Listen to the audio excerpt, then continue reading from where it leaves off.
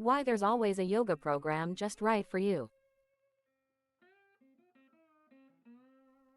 Recently, while standing in the checkout line at my local Whole Foods, I glimpsed the yoga magazines for sale, each one with a cover image that was interchangeable with the next. A young woman with pale skin and pink cheeks sporting a posture that shows off her beauty and flexibility. I even caught myself thinking, gee, I wish I could do that pose. And then came the reality check. I have been teaching and practicing yoga for nearly 30 years, and I can assure you that being able to grab your foot behind your head doesn't define whether or not you are practicing yoga. While doing postures can be enjoyable and even improve your own strength and flexibility, the goal of yoga is actually meditation. Postures have value if they help to embody your awareness, quiet the mind, and improve your overall health. Different conditions and capacities. Everyone comes to yoga with different conditions and capacities. We all have a different set of circumstances we are working with, including physical, mental, emotional, and spiritual issues. Someone who is the 20th of May need a completely different set of postures and practices from someone who is 50. Someone who is using yoga to support healing will have a yoga routine that is different from someone who wants to lose weight or calm anxiety. Many of the magazines and online images of yoga are appealing to the very young practitioner, often with the hope of selling the latest yoga clothes, yoga vacation, or the promise of a happy life. But this kind of marketing may be speaking to a very small part of the population. It is clearly leaving out an important part of the yoga community, the older adult. In fact, a 2016 Yoga in America study conducted by Yoga Alliance and Yoga Journal reveals that there are almost 14 million yoga practitioners over the age of 50 in the U.S. Other yoga statistics compiled by Othmane Ramuni found that 98% of practitioners consider themselves to be beginner or intermediate level practitioners.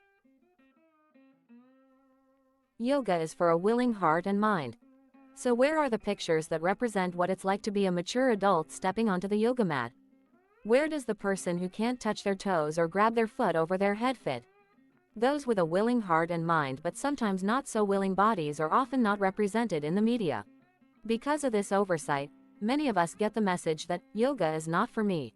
Ramuni also cites these 5 reasons why people don't try yoga. Not sure if it's right for me. Don't know how to get started. I don't exercise. I feel out of place. My body isn't right for yoga. Many of those who want to practice yoga can't see themselves in the photographs portrayed in the media, and they shouldn't. By this account, yoga has been hijacked by the very young and incredibly fit. And yet yoga holds practices and techniques that can benefit everyone, and yoga has always been meant to be adapted to the individual. Before the yoga industry, I myself was in my teens when I began my yoga practice. I was struggling with anxiety and found myself drawn to the feeling of peace and oneness I felt when I practiced, but when I started there was no yoga industry. Don't get me wrong, there is something wonderful about the fact that yoga is now everywhere, but with that we have let the commercial industry define what it should look like. Even the yoga clothing industry is a billion-dollar industry, $2.23 billion in 2012.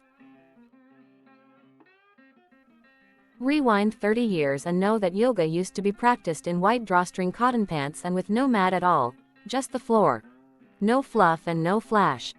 Showing off your poses was considered a lack of humility and a lack of understanding. Yes, yoga has come a long way, but it has also lost some of its depth and meaning. Traditionally, yoga was reserved for the days when life in the world slowed down.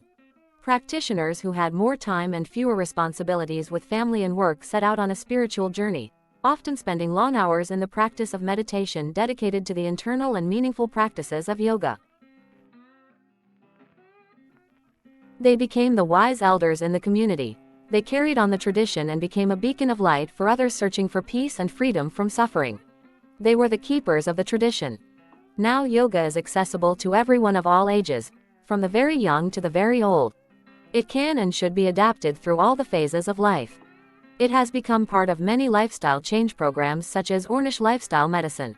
So the next time you see that beautiful image of a young flexible girl all tangled in knots, just know that you may not be doing that version of yoga, but your version is the practice that is just right for you. It's your practice to explore, learn and grow, and it doesn't need to look like anyone else's. Yoga looks different on everyone, and best of all, it belongs to you.